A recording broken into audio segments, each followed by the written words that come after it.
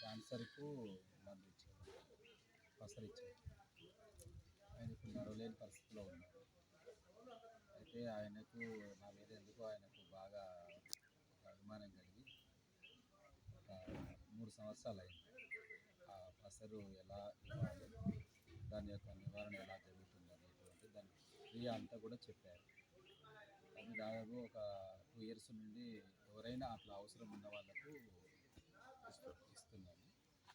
రీసెంట్గా ఒక అమ్మాయి 17 సంవత్సరాలు హైదరాబాద్ జడ్చర్లలో వాళ్ళ బంధువులు ఉన్నారు. ఎందుకో వాళ్ళు వచ్చారు పూజ కోసం అని వస్తే ఇట్లా అమ్మాయికి 1 ఇయర్ క్యాన్సర్ అని చెప్పారట. 15,000 ఉన్నాయట ప్లేట్లెట్స్ ఉంటాయి కదా, అవి ఉండాల్సిన స్థాయి కాకుండా అవి ఎక్కువ ఉన్నాయి, 15,000 ఉన్నాయి.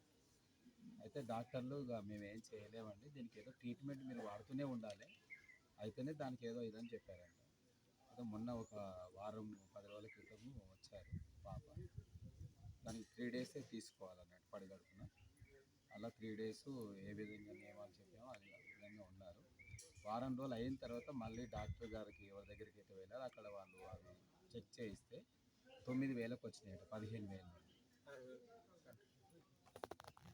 అందుకని ఎవరైనా 5 సంవత్సరాల వరకు అండి, క్యాన్సర్ అని ఏ రకంగా అయినా ఎటువంటిదైనా మన నర్వస్ బ్రెయిన్ ఎటువంటిదైనా ఏదైనా పర్లేదు, అలాంటిది ఏదైనా ఒకవేళ ఇట్లా వచ్చింది అని ఎవరికైనా ఆ ట్రీట్మెంట్ తీసుకుంటూ ఉంటారు కదా, ఇక ట్రీట్మెంట్ కూడా అవసరం లేదు, ఓన్లీ 3 డేస్ అది తాగితే చాలండి. ఫస్ట్ స్టేజ్ అట్లా అనేది ఏముండదు, 5 ఇయర్స్ వరకు అది ఫస్ట్ స్టేజ్ 3 స్టేజ్ అని కాదు, 5 ఇయర్స్ వరకు తీసుకోవచ్చు. 5 సంవత్సరాలు వచ్చి 5 సంవత్సరాలు అయినా కూడా అది వాడవచ్చు అన్నట్టు. 3 డేస్ ఓన్లీ. మీ దగ్గర కూడా ఇస్తారా? మీ ఓన్లీ 3 రోజులే స్వామి? Only 3 days. 3 డేస్లోనే అమ్మాయికి మీరు మీకు చూపిస్తాను. అమ్మాయి కూడా ఏంటంటే చిన్న పాప, ఇప్పుడు నవీనంగా ఉంటారు కదా, పెద్దకి ఇవన్నీ లెక్క చేయరు కదా పిల్లలు. ఒకరోజు వామిటింగ్ చేసుకుంది, 2 డేసే ఖచ్చితంగా ఇచ్చాము. ఒకరోజు వామిటింగ్ చేసుకుని కొంచెం ఉదయం ఓన్లీ 3 డేస్ నియమంగా ఉండాలి. 3 months కొన్ని ఆహారాలు మానేయాలి.